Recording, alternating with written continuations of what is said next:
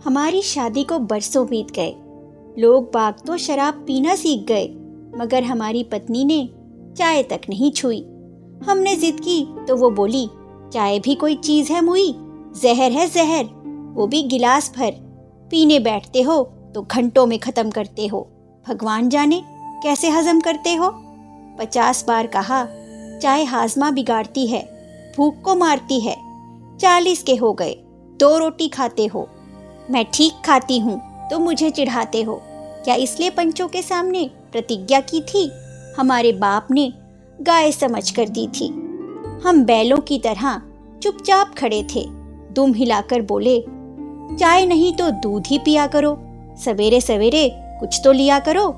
वे बोली, दूध? चाय तो रो रो कर बनती है, आधी दूध और आधी पानी में छनती है।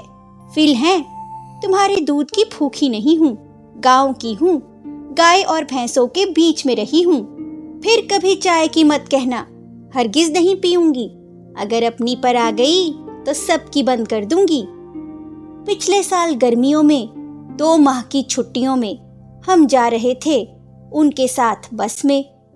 दिल्ली से देहरादून, तारीख थी 2 जून। सामने वाली सीट पर एक नई नवेली बैठी थी अकेली, उदास खिड़की के पास।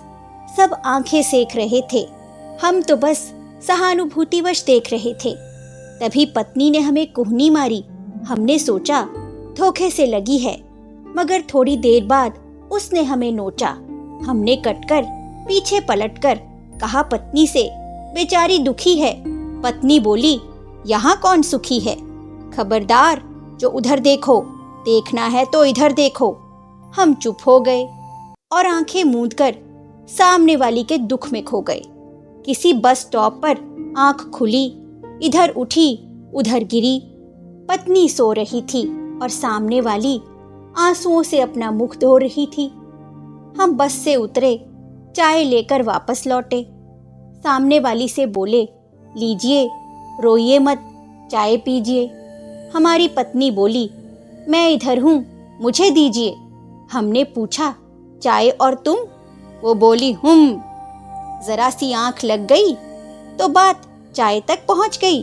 माना कि मैं चाय पीती नहीं, पानी की पूछते मुंह बांधे बैठी हूँ।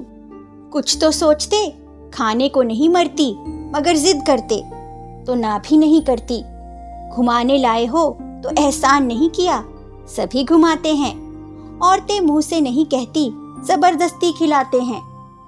फिर सामने वाली को अंगूठा दिखाकर, चाय का कप मुंह से लगाकर, चाय उनके शब्द में जहर एक सांस में पी ली। बात है साल भर पहले की, अब तक पी रही हैं।